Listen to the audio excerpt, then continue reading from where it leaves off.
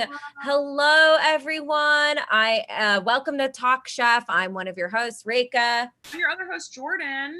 We've got a very special guest here today. I mean, some might call him the king of bad food opinions, Grant O'Brien.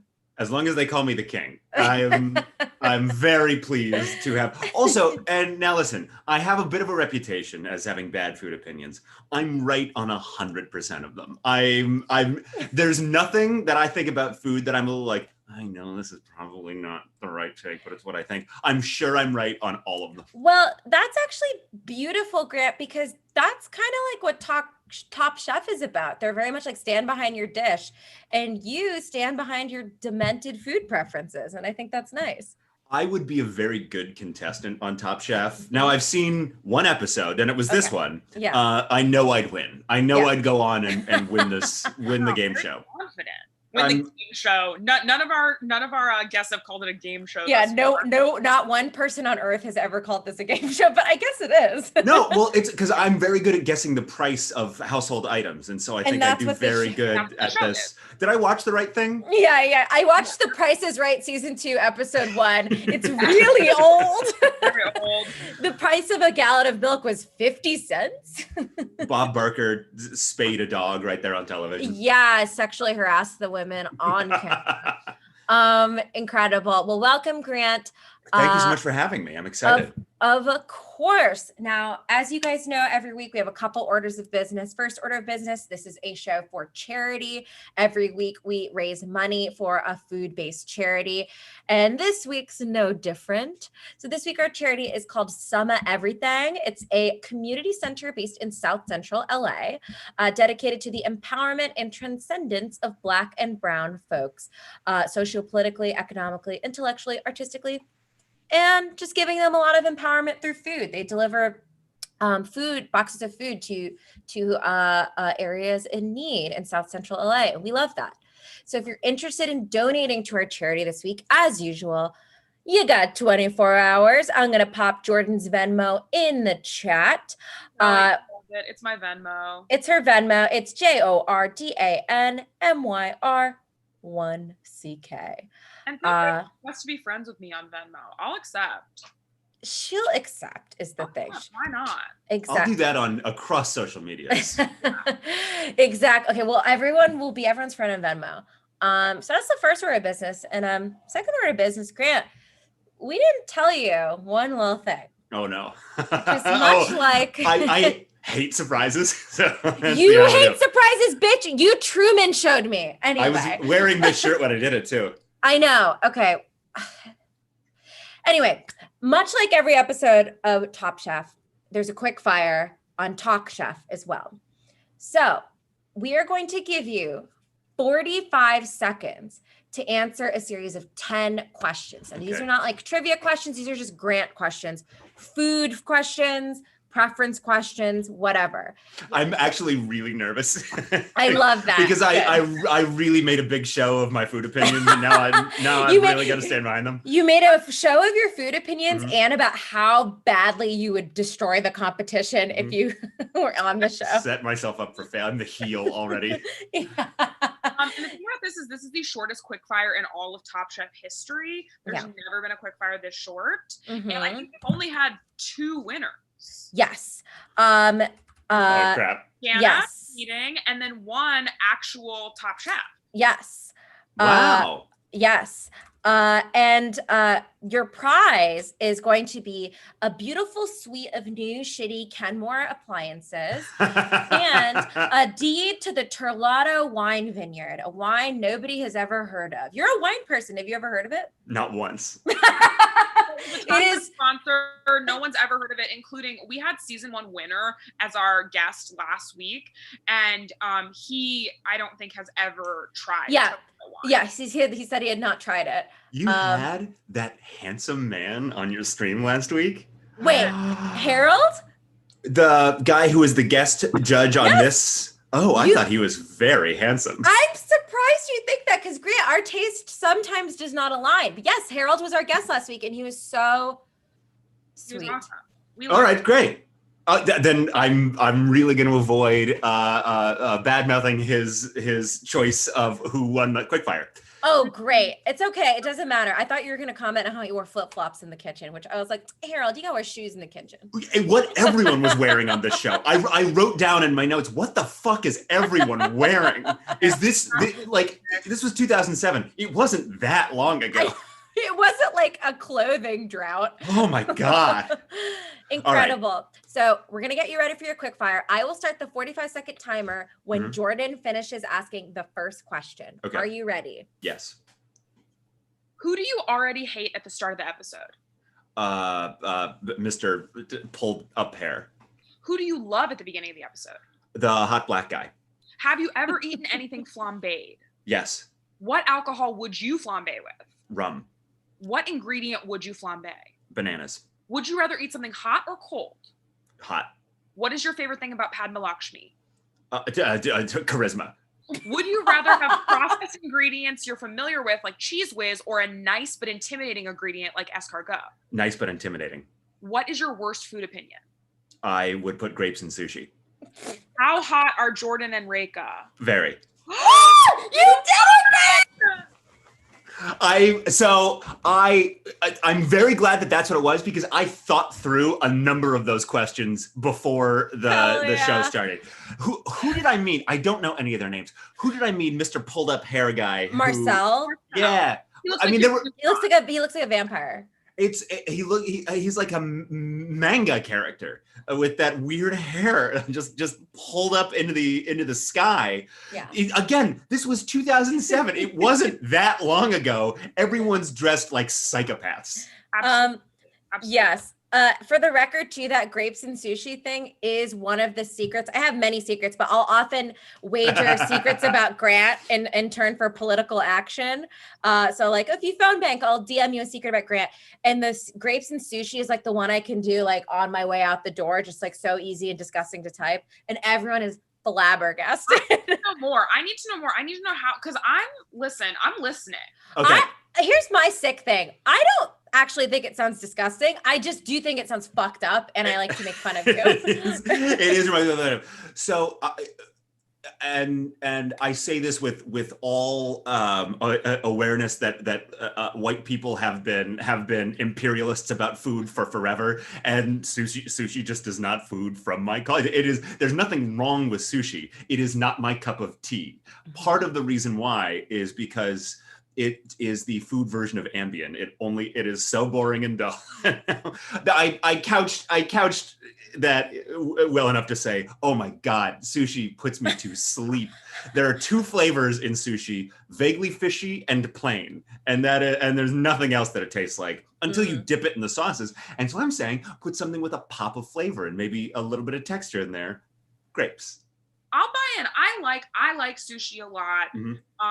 I like nice sushi where it's just rice, fish, avocado, whatever the central ingredient is. Mm-hmm. And I also like white trash sushi, like sure. A spicy tuna roll deep fried. There's cream cheese in it. It's stuffed inside a jalapeno, like anything like that. I like that too. And I would eat like a spicy tuna roll with like half a grape in it. Yes, great. Like spicy sweet. I think a little slice of grape. Yeah.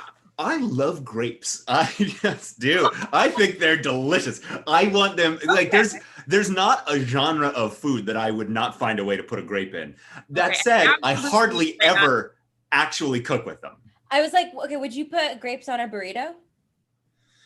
There's a way, yeah, you could do grape. Let's see. I might do like a grape sauce. Do like sort of like a grape jus.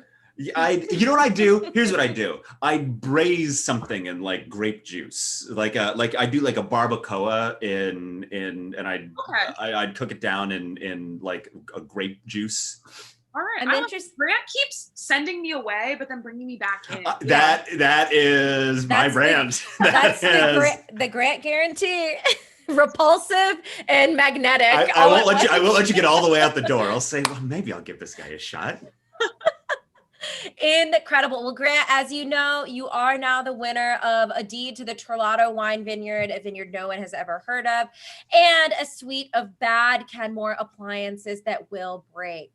They must make so much money. This show is a little ATM machine for Bravo, just with the product placement alone. The number of times Padme had to say Kenmore on this show was, and Califon pans is just astounding. Yes, it gets even worse as it goes on too. Oh my God. Like, they get car sponsorships and stuff as season later. Like, all of you guys hop in your Kia Sorrentos with surround sound. And then they'll have to say that over and over. So it's one thing to say it once, but it's like, yeah, we went to our destination, hopped out of our Kia Sorrentos, and then afterwards, we were really tired after service, so we hopped in our Kia Sorrentos with the beautiful surrounds. They'll walk out and see the car, and they'll be like, "Whoa, it's a Kia Sorrento!" Yeah. Four wheels? Shut the fuck up! A Kia Sorrento. Whoa! A V4 engine. Incredible. So I love this. People are already having strong opinions to Grant in the chat, which I love. So great. Let's dive into this episode. So Grant, this is your first episode of Top Chef, right? It is. And I was actually surprised when I was watching that because I love cooking shows. When Top Chef premiered, I didn't have cable. And then I just missed it. And I don't know why I thought I'd catch up to things. Reka knows this. I've spent most of quarantine watching Game of Thrones and now Great British Bake Off. So I'm like 5 years behind what everyone wants to talk about. If anyone wants to talk about Game of Thrones with me, don't spoil the end. I'm 2 episodes from the end, but I would absolutely talk about it with anyone. From what I understand, here's what's funny, Grant. This is actually really funny. I've only seen the last 2 episodes of Game of Thrones. Between the two of us, we got it all. Because Jess had a viewing party, and inexplicably, here's what I will say. I did not know why the party was called Winter is Coming. I thought that was just a fun theme for the party, and that we'd have like hot treats. So I brought a pistachio cake bread pudding. And they're like, we're watching Game of Thrones. I was like, oh, I'm stupid. Wow. It was the penultimate episode. And I was like, good as time as any to pick this up. Sure. Who's this character? He's awfully small. I'm sure, so annoying. Insane. So I love that we've seen it all together. Okay, so great. This is awesome that this is your first foray, because this is actually my least favorite season of Top Chef. So it's not awesome at all. No, I feel the opposite. I think this is a good season, and Reka is very against it. I feel like the cooking creativity really gets stepped up in this season from season 1, and is also better than season 3, which I think might be season 3 is Reka's better with the season. Season 3 is Miami, which I think is bad. So I think season 2 is, and I think season 2 is worse than season 3. I like season 3 better. Now let me ask you. Okay, yes, Grant, sorry. I know. Well, I guess I want to ask you about what have they changed from season 1, and are they good changes? Thank you for asking this question, because the first fucking thing in my notes is, say it with me, Padma Lakshmi! She was new on this season. I scared my dog. Angel, it's okay. It's okay, we're talking about Padma. I got so horny that I scared my dog. Angel, it's okay. As we say every episode, Season 1 of Top Chef is hosted by Katie Lee Joel, ex-wife to Billy Joel. And do you want to know where they met? They met when she was in college. Oh, good. Oh, he's so much older than her. He's so much older. And we will say that she did write a book called Groundswell, which is about surfing. Those are the 2 Katie Lee plugs we do every episode. Yeah. And it is a novel. It's not an instruction manual. An instructional manual. It's not a like autobiography or book of memoirs. It is a all 4 of those would be weird. Like that she wrote a novel about surfing is weird. It'd be weird if she wrote an instruction, but she just shouldn't be involved in that. That's not her genre. Yeah. It's hard to say what her genre is. I respect her, but she wasn't a good host for season 1. She was a little wooden. She was very scared. I mean, she also know Padma, so it's so hard. Maybe if we had her for a million more seasons, it would have been different. I was at Padma Lakshmi's 101 UCB show. Yes, you were. She was a star. It was she took a 101 with my friend, and I went to the show to see my friend, but also because I'm not in the habit of going to 101 UCB shows. I was there because Padma was there. It was a sold out show. She was hilarious. She had the audience. She did a monologue and had the audience eating out of the palm of her hand. That kid is going places. That is something else. For the record, in case someone isn't familiar with improv stuff, no one should go to a 101 show. There should be 4 people in the audience. The fact that there's this sold out 101 show is actually insane. That's like if someone sold out you brushing your teeth. So really crazy. That's a really wonderful story. Wow. I love that. Okay, so Padma is like, to me, already out the gate good. She's got charisma. She's like got a little sense of humor. I'm loving those boots during the quickfire. Did you guys see her boots? She's hot. Yeah. She's so hot. Oh, she's so hot. It's unbelievable how hot she is. And Jordan knows this, but I am every Indian person that I see. So I'm like, oh my God, finally. Finally, she looks just like me. Incredible. Wow. I think you're both very hot. Thank you. She's a little taller. No, Grant. No one knows. How tall is Reka? I'm actually 6 feet tall. That's what you don't realize. Grant is just a lot taller. That's true. Yeah. I mean, you only just see it in perspective. Yeah. And I've been crouching usually. Incredible. So Padma is like the first big change, I would say, to answer your question. And then I think, secondly, a big thing that they didn't do in season 1 was they didn't do plated shots. They didn't do like a beauty shot of plates. Oh. And they're more conscious of doing that in this season because they realize people are in it for food porn. I want to ask about that because I was struck by how much they were trying to do the real world. When I watch a cooking show, I'm there for food porn. Like I want gentle competition, and mostly I want like tell me what you're cooking. What would I think about that dish? I don't really care about their interpersonal relationships all that much. Yes, I only if they're nice, I'm like yes, but I'm all about the food, which is why I don't like season 2 very much. It gets better year after year. Every single season of Top Chef becomes less and less about the interpersonal stuff and more about the food. The food, and then also like the people's like your personality, but in a kind way. Of like, you know, I started cooking because my like sister died when I was younger, and it inspired me to like help my parents or whatever, like very like nice kind of like sentimental, emotional stuff. Yeah. Because correct me if I'm wrong, this sort of started the like cable food show thing, didn't it? Yes. In terms of an elimination, because like Food Network has always had like, can you make a cake shaped like a bridge in 6 hours kind of thing, where it's like one-offs and they're not repeated people, even Chopped. It's not like repeated people every episode. So this started like the elimination, like based on Project Runway's kind of format. Yeah. Cooking show. I always meant to look. You brought that up, Rego. We talk about it a lot, but I never looked it up. When did Chopped start? In my mind, Top Chef started before Chopped. I think you're correct about that, Jordan. I think that might true. be correct. Yeah, Chopped. I'm sorry. It Chopped 2009. I'm sorry. So no, that wasn't you. I just mean. Well, I'm sorry. Before, thank you, Reka. Yeah, we appreciate the apology. I have never been sure. Yeah, about that, but it's like I feel like Top Chef really started food competition in general, minus the Food Network cake competitions that would pop up around Halloween and Christmas. I would watch those. I would be like up till 2 a.m. watching every cake show, anything that had sweet or dessert or something in it. I like taped. I watched all of it. You know, and also we are getting called out by Jersey, who is right. Iron Chef was first. Iron Chef. Yes, you are correct. Well, yes, the Japanese Iron Chef's been on for a while, and then Iron Chef America.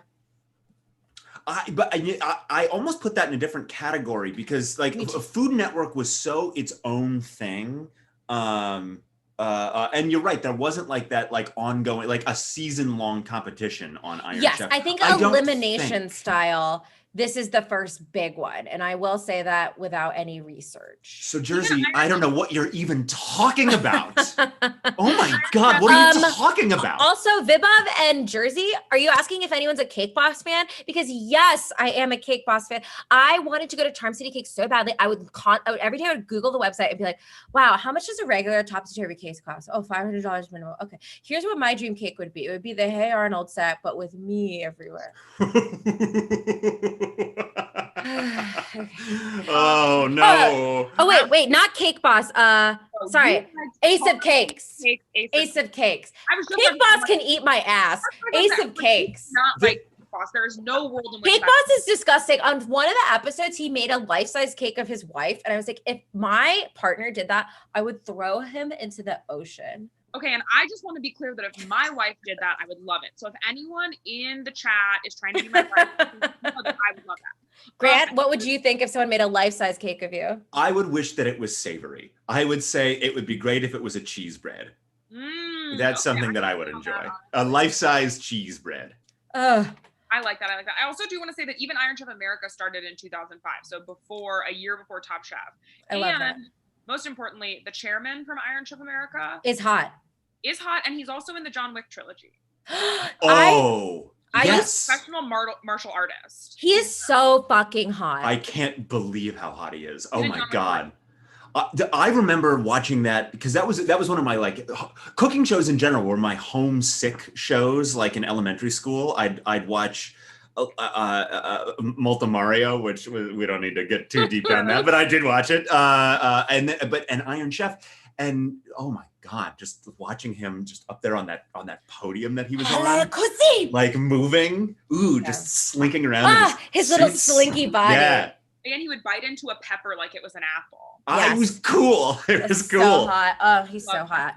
Okay, we have not even started the episode. Okay, so those are the two big changes I would say. We get a little intro on all these contestants. We got Josie, we got Betty, we got Elon, who says, I want to be famous and is also 24. Marcel, Elia, Sam, Frank, Marisa, Sujai, Mikey, Carlos, and Mia. A little ragtag group. And then we get our quick fire with King Harold presiding. We love. If you didn't catch our episode last week, surprise, bitch, it's Harold Dieterle, season 1 winner. We don't want to. We literally wish we were lying, but we're not. Do you? Well, okay, because now I'm worried you're going to get some season 2 contestants, and I don't want to have badmouthed anyone. It's you okay. You can badmouth whoever you want. We badmouthed people in season 1. My thing is we try to stay away from badmouthing people's things that they can't help. Yes. Their looks, their voice, whatever. That's all I've been doing. Just their clothes is their own. Their clothes, I think clothes are okay. And it's not even that they're bad. It's just dated. It's just it was just 13 years ago. If they're mean, you can say whatever you want. Yeah, if they're really mean, like Steven was a contestant last season, and he's very, very mean, and so it's okay. Okay, great. So we get all these people. Our quick fire begins. Harold is wearing flip-flops, and we go, oh my God. And the quick fire is quickness and fire. So they must create a flambe dish. Now, has anyone here created a flambe dish before? I have made bananas Foster. Yum. Which is how it was so quick with the uptake on my quick fire challenge. On your quick fire. Wow, incredible. And Jordan, what about you? I too have made bananas Foster, and then I made a similar version of it with apples. Yum. Ooh, that sounds really good. Yeah. Okay, I gotta do this. So people are making flambés. Elia, big dramatic moment, chooses to use red wine, which does not flame. It's not going to have the well, it's been said. I didn't even see hers honestly ignite. It looked like it didn't, which means she poured red wine on top of strawberries.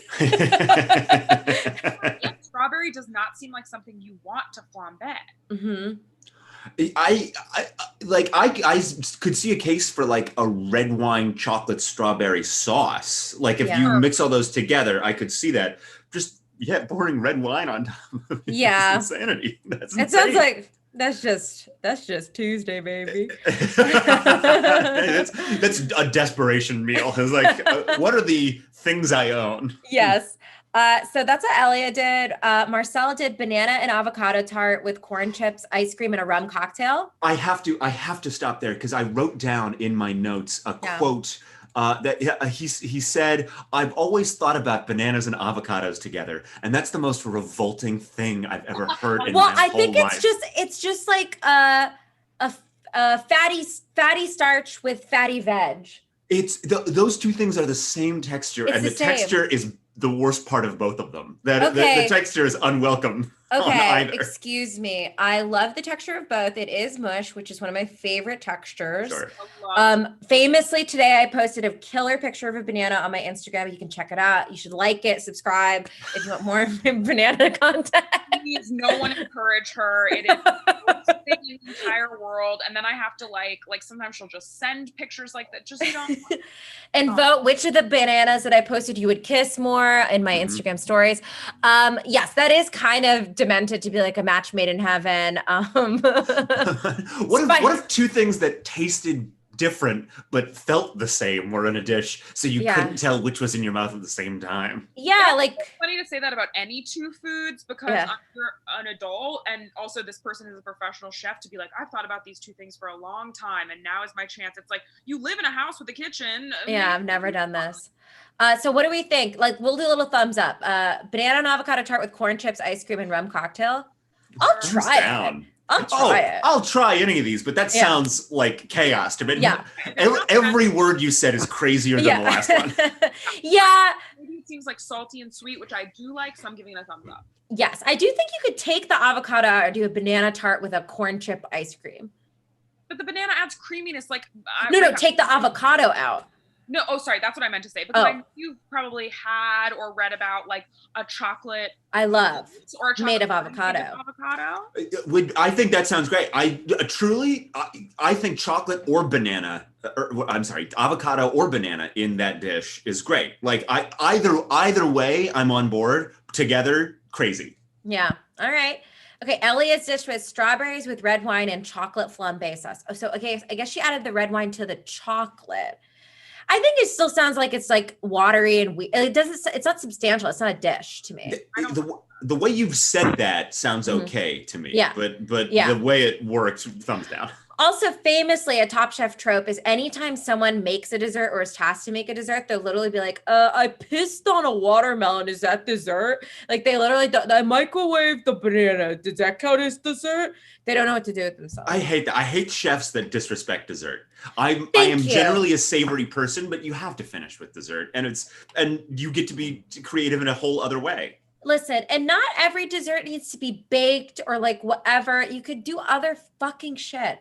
Okay. Unclear this is a weird thing they did. They didn't highlight what everybody made, so I don't know what Carlos made. I noticed that. They stopped. They did this for a little while, like at the beginning of seasons. I think for more than one season where they didn't show you what everyone did. Yeah. And I hate that. I'm glad they don't do that anymore. I'm like, show me everything. Everything. I want to see everything. I don't care if it has no significance in the episode. I'm here for the food. That's what I'm here for. I'm here for the food. Yes. Yeah. Sujai made a tequila lime shrimp with chunky mango avocado salsa. Sounds great. Delicious to me. I was shocked they did. I was like, how bad could it be for them to not like it, you know? Yeah. It could be that everything else was just good. Yeah. Emily made sliced pork chops in applesauce, red plums, Granny Smith apples. Hell yeah. Huge thumbs up. I think that sounds, so Jordan doesn't like fruit very much. Oh. I think that sounds. I put grapes in sushi, so I don't share that with you. Listen, I don't hate fruit, but people who are like, fruit is king. I'll have fruit as dessert. Oh, I love an apple more than a pizza. I'm like, shut up. Like, I hate that. Fruit is not real food. People need to stop trying to tell me to have it as dessert. It's fine. But also, this dish has 3 different fruit in it. I do think that might be too much fruit, but it depends on the amounts. And also, I like fruit, so I'll eat whatever. Yeah, I think lose the plums and just have the apples. But the plums could add a sourness because they're a little tart. I mean, and it looked great too. So wait a minute. Here's the thing I will say. Applesauce, red plums, Granny Smith apples. She's doubled up on apples. That's apples 2 ways. 3 different types of fruit. Yeah, but it's really two of the same fruit in different One is the more like putrefied looking version. Yeah, of the you don't get to claim both. Like, have all those in the dish, but don't put it in the name. Like, just don't mention the applesauce. I'm doing a trio of apples. It's applesauce, apples, and apple juice. Oh. Okay, so Sam made espresso shrimp flambe with sambuca and a roasted hazelnut and peanut paste. I thought that shrimp was the wrong way to go there. I would do a different, I would do maybe like eggplant or something with that. I think that would be better.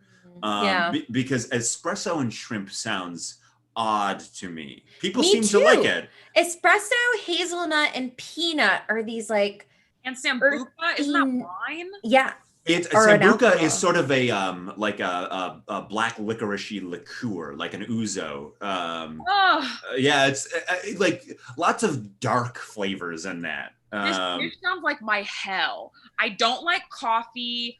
Hazelnuts are okay. I don't like alcohol in cooking in general. I'm just like, this show really brings out what I don't like, which is shocking because I feel like I like most foods. But flambe is probably really tough for you then too, because fruits are lovely to flambe. Fruits and alcohol.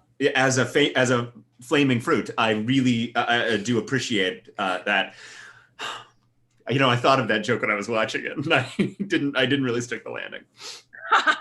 Can we go back? Can I try it again? There is no editing in this. That was so mortifying. Do it again. Okay. I was actually really excited when this quick fire came up because, you know, if you're flambeing something, you're using fire and fruits. And as a flaming fruit, I really approve. Did that one feel better? No. Oof. No. My whole skin fell off. That was horrible. I didn't like it. So on the bottom, this is what confused me. But they must have just not gotten Carlos's dish because he ends up on the bottom, even though we don't really know what he made. He ends up on the bottom because he had a non-functional garnish. Elia and Sujai. Yeah, go ahead. He had the jalapenos on the side of the plate, which... Yes, which to me, there's no such thing. If it's food... I get that a garnish should go with it. I'll just eat everything on the plate. I eat the lettuce that comes underneath the thing. I eat the flour that's made of carrots. If it's food, I eat everything on the plate. I agree with you. Yeah. So I don't totally care, but on this show they do. Elia and Sujai are all on the bottom. On the top is Sam with his coffee shrimp, Emily and Betty. I didn't even read Betty's. Betty made a spicy coconut curry with steamed mussels and mango couscous. That sounds great. Yeah. So then winner is Sam. So crazy. I haven't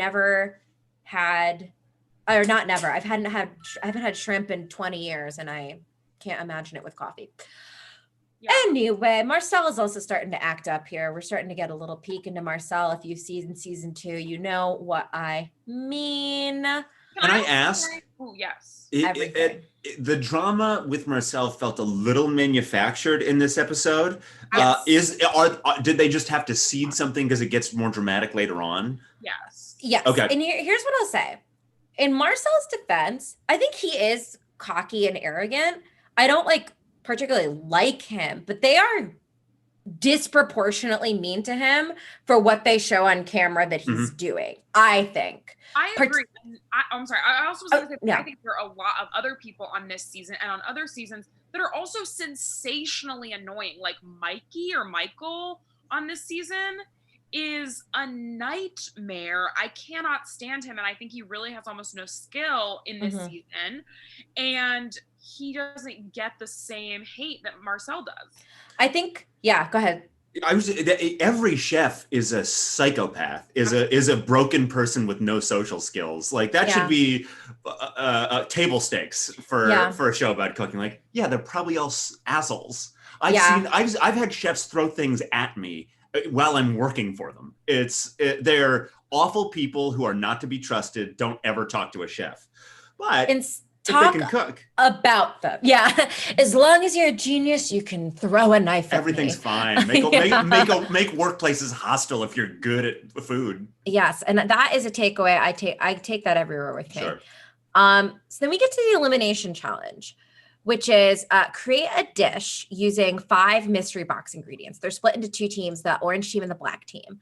And the first team gets snails, so escargot, American cheese, I believe honey roasted peanuts, artichokes, and potatoes. Mm-hmm. What do we think of this box? I was sitting thinking about what I do with it, and I was actually surprisingly most confounded by the peanuts. I like everything else. I kind of figure out how I'd like a dish to do it, and the peanuts would have to just be sort of extra. Yeah. Can I tell you, that's not the first time that someone has had a bunch of ingredients and been confounded by the peanuts on Top Chef. I know in Top Chef Carolina, they have a similar thing where they have a box, and in the box they get peanut butter and a bunch of other hard ingredients, and that was the thing that they seem to have the biggest issue with. Yes. Peanut butter, I think, is actually an easier ingredient to work with than the peanuts. It depends, because I have a really shitty peanut butter that I've been trying to work through for about 3 months. It tastes disgusting, and I've never had bad peanut butter. Can I loan you some money so you can buy more peanut butter or something? Wait, do you remember me talking about this? Yeah. Just throw it away. You don't like it. You don't have to eat it. Does not throw away anything. Rachel will be like, oh, I have something in my fridge from 6 years ago. Can I still eat it? I'm like, no, Reka, throw it away. I'm working my way through this. Okay? You don't need to. You're almost done. Throw that. You can round up to done and just throw that away. If I throw this away, I will die. That's worth it to not finish that bad peanut butter. Instead, I use it in everything. Okay. If I may say what I would make for this challenge. Please. Because this box excited me. I liked all the things in this box, and I thought it was really fun. I would make a conch fritter essentially, but instead of conch, I would use escargot. Mm-hmm. And I would serve it with a spicy cheese sauce on the base, and then like a cilantro peanut gremolata. That's nice. Ooh, that sounds nice. Great. I think is what I would do. Ooh. And then for the fritter, you just would you like do a quick fry on the escargot? Yeah, I would make like a cake. I don't know if y'all have ever had conch fritters, but I have. The texture to me feels similar to escargot. It's like kind of chewy. It overcooks like really easily. Yeah. So with conch fritters, they cut it up really small, and then they mix it into like essentially it's like a hush puppy with conch in it. Sometimes it'll have like some sauteed bell peppers or onions, things like that. To answer questions in the comments, conch is a shellfish that is really popular in the Caribbean. Mm-hmm. I grew up in Miami, so I grew up eating a lot of it. And fun fact, it becomes the center of a Top Chef challenge in season 8.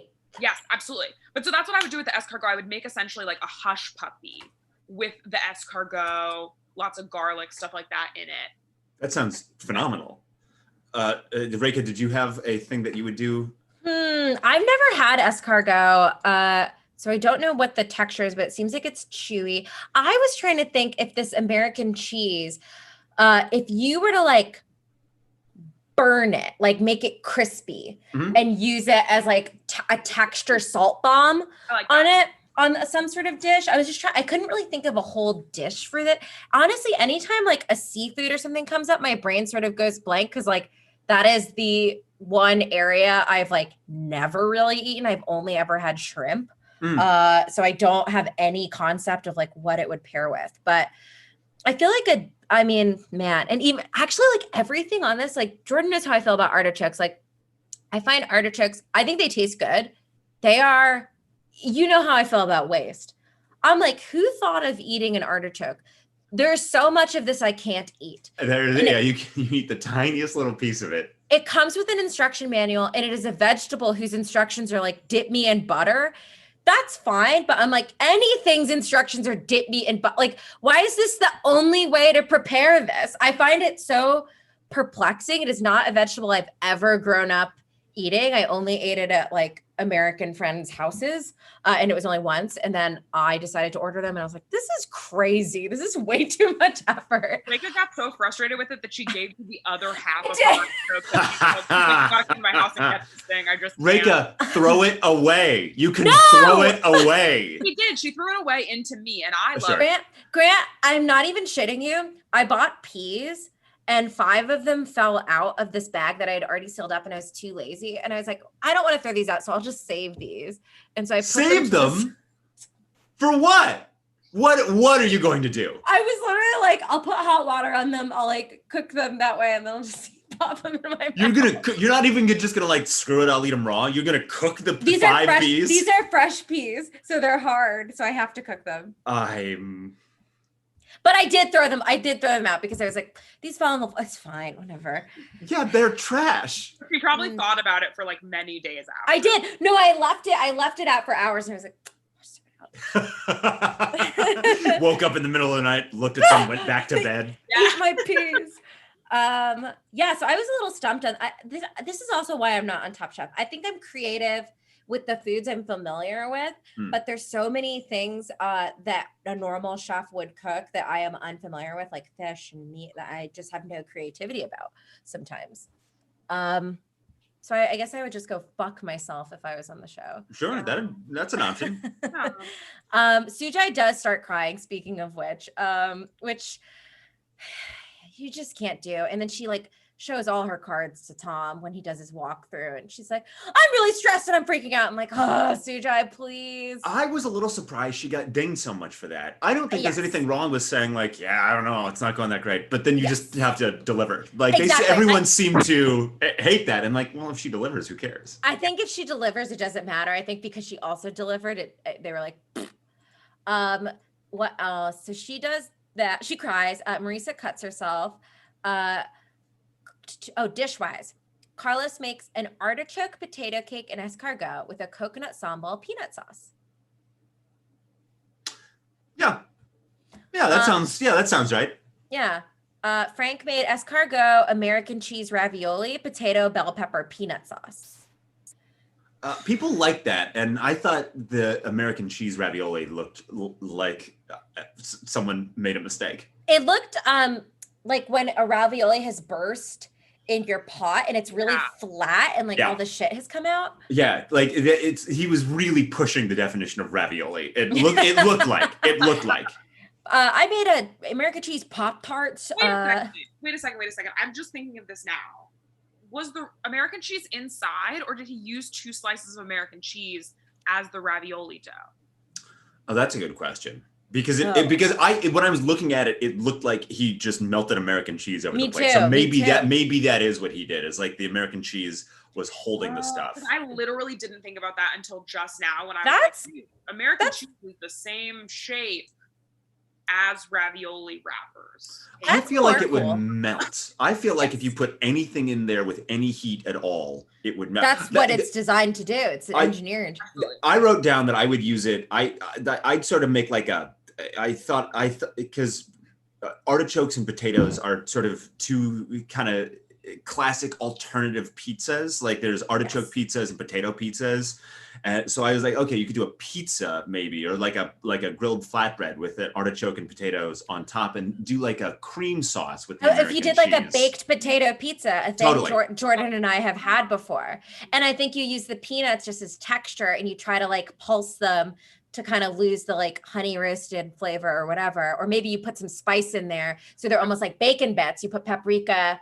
Yeah. A little that's sort of, Mm-hmm. that's what I thought. It's like, do some like French flavors with the escargot and do like herbs de Provence in there and use that as like a sprinkle on top of it. Yeah. That's nice. You know, I'll even say, I think this is a controversial opinion, but I think a honey roasted peanut might even be better than a normal peanut because I think it alters the flavor of the peanut so it's not so peanut. I like, or I agree. Yes, 100%. Like any kind of flavor on that peanut, I think would be helpful. Okay, I think we made a dish that I like. I think that's what I would make. What Grant said. Marisa, I told you my food opinions are the best. Yeah, right. Best in the biz. Marisa makes pâte brisée tart with snail garnish. I thought this looked good because she's like a pastry chef. Yeah, I like a tart. Then that's probably why she did like, okay, I can make a crust and then just fill it with the rest of this. So that's crazy. Hard to argue with. in an elimination challenge, just like, okay, my easy thing, I'll make a crust. I'll just laminate some dough. Yeah. Mikey or Michael, I thought for the longest time, I thought his name was Mikey, but they called him Michael this whole episode. I think they call him Mikey as the season goes on. Okay. Shoestring potatoes with artichoke cheese sauce and peanut pesto snails. That sounds great. I think it's good. I don't know what pesto snails sound to me, but the rest of it sounds good. Yes. Elia makes buttery escargot with artichoke and American cheese and mashed potato. That sounds great. As over top of those mashed potatoes, that sounds like a smart combination of the cheese and potatoes. Yes. You know what else would be good? Sorry, I'm like really popping off this round. Do it. Like a chicken fried escargot. Yeah. Oh yeah, that'd be great. Mashed potatoes, and then I'm like, ooh, that with like mashed potatoes and a gravy. Okay, I'm sorry. No, never apologize. Ilan made baked escargot in the shell, talked at length about how he did it, and then bound with palm puree with some American cheese. Looks good to me. Where do you use the artichokes? He didn't say. Maybe in the puree or something. I mean, it must be. Yeah. It was so tiny. That's I'm not the biggest escargot fan because it's like, okay, I've got to eat 1,000 before before anything's going to do it for me. Totally. And then Sujai made braised potatoes and artichokes, sauteed escargot with a cheese sauce. This sounded very similar to me to freaking like Mikey's dish and like a few of the dishes, honestly. So it sounded fine. Yeah, a lot of them kind of start to run together. Yeah. There's only so many ways to recombine like those particular ingredients. Like there's like escargot is such a flavor that it's like, okay, you've got to just work around that kind of. Totally. So what they end up doing is making the chef testants judge each other. So they vote Carlos and Sujai in the bottom. And then Ilan is in the top, and they like weirdly leave it a mystery as to who the other person is. I guess that sounds right. Hard to tell on this one. Do we like this challenge also? Do we think this is fun? Do we think it's... I thought my criticism of it is I think that the other chef testants should have judged blind rather than like knowing whose dish it was. Like I agree. I think that would have been a fun way to, especially it's during like the first week, get to know you kind of a thing. Yes. I think that would have been exciting. I agree. I also like, kind of to your point, I think this is a challenge for later in the season because there's so many chefs. They all made like really similar things out of these 5 ingredients. So for me, I like this challenge, but it's kind of forgettable to me. I like this challenge. I think it's fun. I love a mystery box of ingredients. Yes. And I love when the chef testants judge each other. Yeah, I don't mind that. I do agree. I think it should be blind. And I do think that maybe this is very early on in the season, meaning episode 1, to do it. What do you guys think would be the best episode 1 elimination challenge? Is there, because you do have to have a lot of dishes, so you will run into like similarity stuff like that. Is there a challenge you would replace it with? I'm like overwhelmed by this question. Well, first of all, no one ever asked us questions. You're the second person to ever ask us a question. The first was Harold, and we both went off. The first thing that came to mind in season... I'm forgetting. Season 11. Season. Yes, right? I think season 11, maybe. They open with a potluck as the Colorado. See, I thought Colorado cheese, maybe they did it in a couple seasons, because I remember there's an Italian woman who's like, a pot full of luck. So they must have done it in 2. You're right, Colorado, because 2 made his really delicious corn salad. Okay, great. So in 2 seasons, they've done this. And I kind of like that because it's a really low key thing where you get to know each other's dishes. I was just going to say, great get to know you kind of thing. That's a good idea. Yeah. So I like that. I also like... I think it would be cool while Rika thinks about another one. I think it would be cool to do like, we're going to give you, everyone has, and they've done, I don't know if they've ever done anything exactly like this, but like, everyone tell us what your signature dish is, and now y'all swap. Yeah. So you have to make your rendition of so-and-so's. That's a great Yes. idea.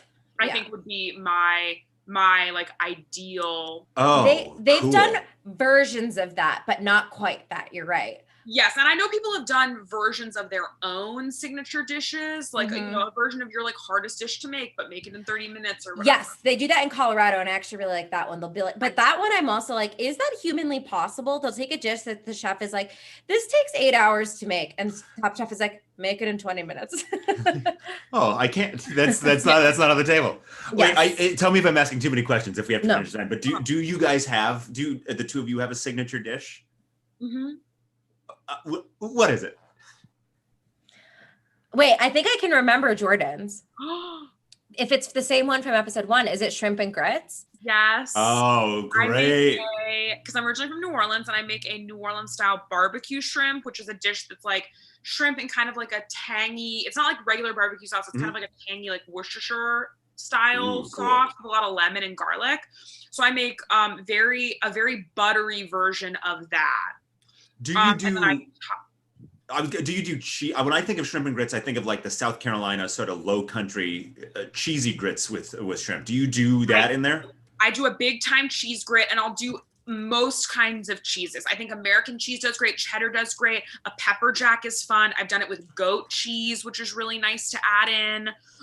So I'll just make them really, really cheesy to the point where it's almost like half cheese, half grits. Great. That's what I want. It's like, yeah, give me a bowl of warm cheese and then I top it with justify me eating it with other things in there. Right, exactly. I'll top it with crispy fried okra. Oh, cool. Great. Signature dish. Yum. Reka? Mine would be, it feels dumb because it's just one of the things I know how to make, but I like making it all the time. I make a good ass chana masala, babes. It's nice. I don't ever use a recipe, and I love chana so deeply in my heart with naan. So, and sometimes I'll make my own naan, a garlic naan, or I'll make a chapati. And then I would probably do another side. And if I did another side, it would be another thing I think I crush, which is tofu vegan matar paneer, which is like the paneer, not sag paneer, which is spinach. Yeah. It's in the tomato gravy, and it is so good. Now, it's something that I've fantasized about. If in tofu with a paneer is using a not firm and then just letting it be sort of a dip for the like more dip-ish. You want to use silken? I do. I think that might be cool in there. It'd be cool. Or it would be gross. Here's my only concern. I don't know that it would absorb the spices. And I feel like almost like the gravy would just slide off of its body. Yeah, you're right about that. Like a sort of a wet sea lion. That's exactly what would happen. It wouldn't incorporate. It would be paneer with just ribbons of tofu that don't. Yes. Yeah, you're right. Well, but hey, or you could blend it up and use it as a thickening agent and make it like a little dip. Maybe that's what I'm picturing. I think that's what I'm picturing when I picture using silken tofu, which I don't do often and should do more of. Yes, I can also nominate a signature dish for Reka. Okay. Mm-hmm. Reka, I would also refer to her as my loaf queen. Reka makes hundreds of thousands of loaves every week. She's always, she'll do an olive oil loaf.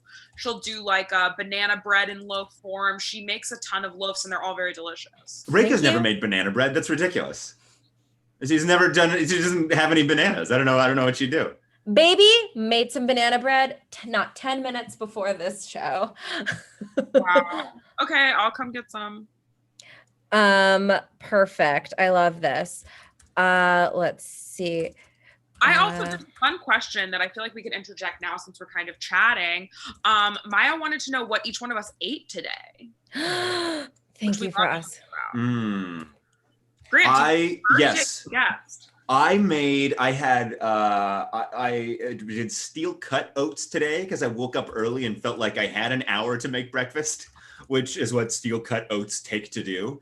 So I did steel cut oats with some raspberries and raspberry jam for breakfast. And then for lunch, I did a ham and turkey melts with cheddar cheese and a pickle on the side. And that's the sum total of what I've eaten today. It's all vaguely the same color. I do need to introduce a fruit or a vegetable into my diet at some point on this date. So for breakfast, I sliced a potato this way to make like thins. And then I put a little oil, salt, pepper, put it in the oven. So they got nice and crispy, like poofed up. It was so crispy. Mm-hmm. And then I made this mint pea puree, which for Top Chef fans, you will know I was inspired directly by season 7 of Top Chef to make a pea puree. I spread that on it like toast. Ate that for breakfast. It was fucking incredible. For lunch. Great. Last night, I handmade weird looking filled pasta. I made like a vegan spinach and cheese filling. And then I squirted that out. And then I made little agnolottis. And I put the pea puree under it with a little olive oil and crushed red pepper. So I had that again for dinner, for lunch. So sorry, I'm going around. I took more of that pea puree. I took celery. I cut some toast up. And then I had leftover ratatouille sauce from last week. It was all like stewed tomatoes and onions and a little bit of the squash. And I just dipped all my toast and my veg in that. Sounds phenomenal. It was great. And then I had a matcha latte that I made myself. Yeah. What'd you eat, Jordan? I had some toast with a slice of cheese and a crispy fried egg that was still runny with some garlic sauce and some sriracha. And then for lunch, I made a like Halal Guys inspired vegetarian chicken wrap. Morningstar Farms chicken patty with some white sauce, some hot sauce. I also had some baba ganoush I had made. I sprinkled a little pomegranate seeds in there, some lettuce, some onion. And then I had a bunch of the Trader Joe's elote corn dippers, which are the best chips. Jordan, I was just at Trader Joe's with fucking somebody we know, Ryan Martin. Yes. And I passed by those chips and went, Ryan, these are really good. I think it was Ryan. No, it was Katie Maravich. I've never had them. They're really good. Incredible. Teo brought them to my house. Is like, these looked cool. And I was like, it's like the most flavorful chip I've ever had. Oh, they're man. essentially like Fritos, but they're flavored like an elote. So there's like a parm, a chili powder, a like lime type situation. They are so good. People rave about them on TikTok. And I thought they were just normal corn chips, but I was making Frito chili pies. So I was like, whatever, I'll get some. And they are unbelievable. Fritos are the best chip. Fritos are my top chip. I'm going to try this. For these, Grant, they are so good. They're so good. So I ate a bunch of those. And then for dinner after this, I'm going to make Trader Joe's cauliflower gnocchi with a garlic sun-dried tomato Alfredo sauce. Yum. And pea and broccoli. Yum. Oh, that sounds great. After this, I made a whole banana bread loaf today, and I am going to eat a giant slice of it. I think I'm going to make a steak. I have a steak that that's on its last day. Then I like, well, today's the day to cook this meat or it's trash. See, for meat, you got a date. For my type of food, 2 years, 7 years, you can eat it whenever. You could eat those 5 peas anytime. Now they're in the trash, but sure. I could dig them out. So here are the dishes that here's firstly the black team, their mystery box was frog legs, chicken liver, eggplant, cornflakes, and peanut butter. The dreaded peanut butter that everyone hates to get, but I was very excited about this box. This box excited me. I liked this box too. I like the eggplant and the cornflake and the peanut butter, obviously. Sure. Yeah, fucking obviously. Yeah. I don't know what the other two taste like. Sure. Yeah. When I saw that, I thought, and I'm surprised no one did this because to me it was the obvious move is to make a baba ganoush with the peanut butter and the eggplant because assuming it's not like a super sugary peanut butter, you just do that in place of tahini and let that be its thing. Yes, that felt like an obvious thing to me. Agreed. And no one did it. And I was surprised. I wonder, I don't know how much time they had, but honestly, eggplant is like mush at all stages of its life. So I'm like, you have time. So here's what they do end up making. Marcel makes a frog leg lollipop with a chicken liver puree with garlic and parsley sauces. That sounded good. It did. I don't know where he used a couple of those ingredients, but it did sound good. Yeah, fair. Betty made a frog leg chicken liver cake with Asian herbs. Asian, what a delightful word on this show. They just use that for any fucking thing they want. Asian, It has sesame oil. It's Asian. Yeah, I fucking made frog leg chicken liver cake and I'm calling it Asian. Yeah, it's insane. Yeah, this is an Asian mug because I'm holding it. Served on a raw salad and a peanut butter ginger sauce. I thought like a peanut sauce, makes sense. Sure, it sounds good. The cake over top, the cake with that is a strange. I don't know that that's texturally the right move with those flavors, but it all sounds good. Yeah. Yeah, totally. Jason suggested an eggplant jelly to go with the peanut butter. Honestly, as a vegetarian and a former person who ate PB&J for lunch from 5th grade until senior year with a Juicy Juice box, and my lunch never got bigger, I would 100% eat that. That's why I'm so tall. Okay. Josie made a frog leg nugget with chicken liver, peanut butter, and eggplant jelly. Wait a minute. Okay, Jason. Wow. Okay, Jason/Josie. Wow. Okay. How hasty we are. I can't see the chat, so I want to ask: what would you go for sweetness in that eggplant jelly, or would it be a little bit more savory? Okay, Jason, you've gotten a question, so you better answer. Okay, great. I would go with depends on what the other ingredients are. Let me look again. Yeah, what are the ingredients again? It is frog legs, chicken liver, eggplant, cornflakes, peanut butter.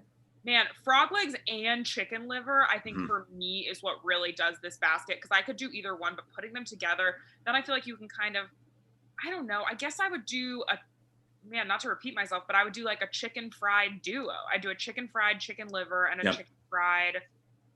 Ooh, no. You know what I would do? I would do a confit frog leg with a chicken fried chicken liver. Yeah, that sounds great. Yeah, because then you can have both really sort of in the same bite, right? I feel like, what about even like a chicken liver mousse with like again, I've never had chicken liver, so tell me, you have to be my dolphin trainer and tell me. Would that go with like a baba ganoush as like spreads on like a I thought about that, like doing like a baba ganoush and pate kind of blend situation. Of the two. I don't know that you would get the smoothness. Yeah. But that's maybe okay. Yeah. Because I wonder if I'm like, maybe you use something. It's not like you can only use those ingredients. So maybe there is something sweet that goes in between. Jason's saying he would make his eggplant jelly sweet. Okay. Yeah. All right, I'd buy that. Maybe with like honey. Sure. Or pomegranate. Pomegranate, yeah. Like use some of those syrup? like a reduction, yeah. Ooh. No, if you've ever got pomegranate syrup at like a grocery store that sells. Grenadine is actually pomegranate flavor. You just use do a little grenadine. I thought it was Everyone cherry. thinks it's cherry. It's not. It's pomegranate. I always thought it was cherry because it tastes like shit. So it's pomegranate. It's really bad pomegranate sauce. Oh, there you go. Well, we're learning something new. Ooh, Jason says, Dominican stewed eggplant. Knows how to make one eggplant dish. That sounds good to me. That does sound good. Honestly, stewed anything. Yeah. Okay, Cliff makes a braised frog leg eggplant chip and what the fuck is this? Sorry, sometimes my notes are like, honestly, it's like there needs to be a comma. Braised frog leg, eggplant chip, and cornflake crust. There you go. That sounds great. Sounds good. Eggplant sounds chip. Really good. I don't know what the fuck you do to get all the moisture out of an eggplant, but my God, power to you. You'd have to like on a mandolin slice it so thin. Yeah, so thin you fucking cut your hand off. Yeah. Jeez. Emily makes a cornflake and peanut butter crusted frog leg and grilled eggplant. Those sound like two different things to me. Yeah, those are different. Those are separate dishes, but both sound fine. I don't like peanut butter as part of the crust. I don't think. I do. Peanut butter is one of my top 10 favorite foods. You'll put it on anything and I'll eat it, even if it's bad. Frog, Otto, the frog made, and the frog went, why are you cooking my family?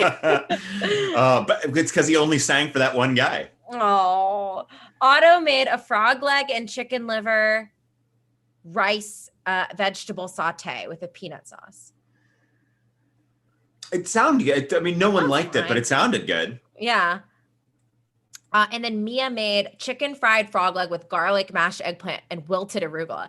That sounded the best to me. I think it was like a buttermilk fried frog leg. That sounds really good. It sounds simple. You're not screwing around too much. That sounds great to me. Yes. And she's the only one that also like added a thing that wasn't in the I'm like, they can use other crap in here. Like, yeah. They're in a kitchen. Very like cool, calm, and collected. Because I think everyone else panicked so much. They were like, I can only handle or use these ingredients. But she was like, I throw a little something in. Yes. Because it sounds like she's the only one who's made frog legs before, which is truly surprising for like, what is that, 20 chefs? No one's ever done frog legs? Grant, we are constantly amazed. Let us count the ways. The things we are shocked that people on the show have and haven't done. They'll be like, oh, conch, yeah, I cook with that for breakfast every morning. And then there's a challenge that's like, you have been assigned Indian food. And they're like, I will kill myself. I've never eaten, seen, or smelled Indian food. Yeah, I have never eaten it in my whole life. I would rather die than try to cook this. Turmeric? They're so crazy about like, what's something else? Like no one's ever made a dessert. Yeah, vegetaririan food is one Reika and I talk about a lot. Oh my God. They're like, make a vegetarian dish. And they're all like, no! Like, so much of that is like, it's still just vegetables. It's still like you've never cooked a vegetable. They will literally like in their talking heads afterwards be like, and I learned I can make a dish taste good without a protein. I'm like, are you stupid? There are entire countries that live. Oh my God, whatever. Okay. So on the bottom, it was Otto, Marcel, and Cliff. And on the top, it was Betty, Mia, Elon, and Elia. And actually, sorry, I misspoke on the bottom. The bottom that was who the peers voted on the bottom. The bottom was Sujai, Carlos, Otto, and Marcel. Elon ended up winning, and they give a little wink. They're like, Harold won his first thing, and he won the whole thing. And Elon is very arrogant, so it's really good that they told him this. And Sujai got eliminated, which seemed sad. See, well, but also that it seemed sad, but also like she wouldn't have been good at it. So that seemed fine. That seemed fine to me. That's who should go. Yes, totally. That's fair.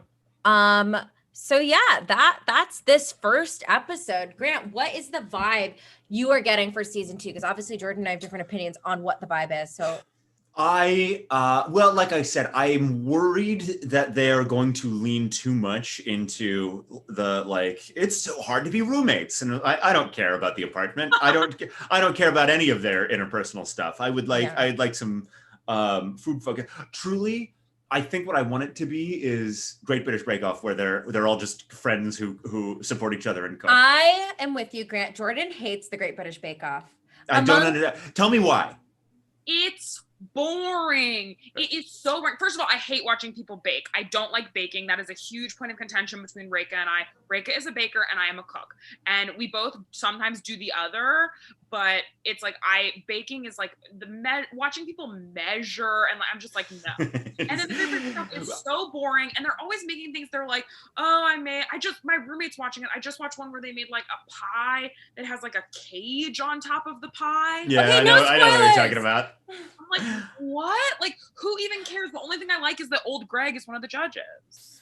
They do have to get really creative to not just like, and now make another cake. Yes, they do have to really dig deep. I respect it. I respect it greatly.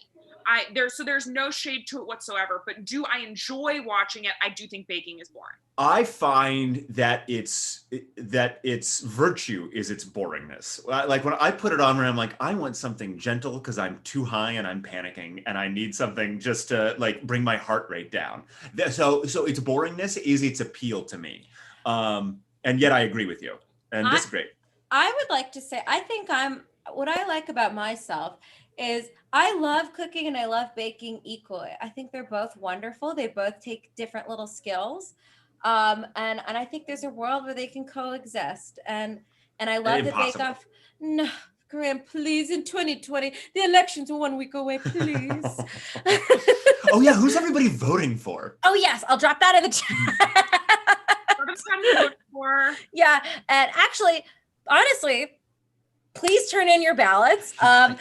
It might be a little late depending on where you live to mail them in, given the USPS. So drop them off at your county board of elections or at a ballot drop box if you have those in your state. Good job. We did it. We worked it. Take them to a polling place on election day. That's what I'm going to do because I like seeing, I don't know, it's democracy in action. I'm the West Wing. Grant wants to see how the sausage is made. Yes. I'm very curious what the elementary school looks like inside. And it's like, ooh, like the little chairs. Yes. And if you live in a certain state where, like Pennsylvania, if you're like, oh, actually, I do want to go in person, you must bring in your whole ballot, including the secrecy envelope and the big envelope. Bring it all fucking in. Otherwise, they'll be like, you can't. You got to fill out a provisional ballot. And you don't want that. Okay, so that's the political part of this show. We do every single week. What I have to say off of that is that no show next week. Yeah. We're taking off for the election, and we hope the election. So just make sure you vote. You don't have to rush home and set aside time for Talk Chef. I want to give you plenty of time.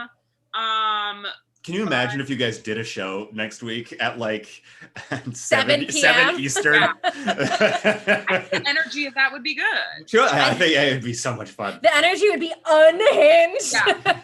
Impossible. So, a sandwich. Yeah, I am sweating. Yes. And again, if you are able to donate, our charity this week is Some of Everything, which delivers CSA farm goods to people in South Central LA who are in need. So please give it a look.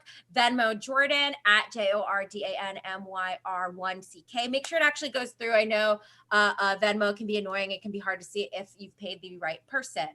So Grant, we like to end every episode by asking, first of all, I don't know if we got a clear answer. What would you have made? You can choose which mystery box you want. What would you have made? Yes. So I would make the pizza with the French flavors for the first mystery box. I'd do I'd probably do a grilled flatbread because it wouldn't be time to raise a dough. So I would probably do a cream sauce with the American cheese with sort of a roux with garlic and shallots and herbs. And then on top of that, probably slice the potatoes long ways, really thin, layer that on top with the artichokes. And probably the escargot would be tough. I'd probably just broil the escargot to get some color on there and do those on top.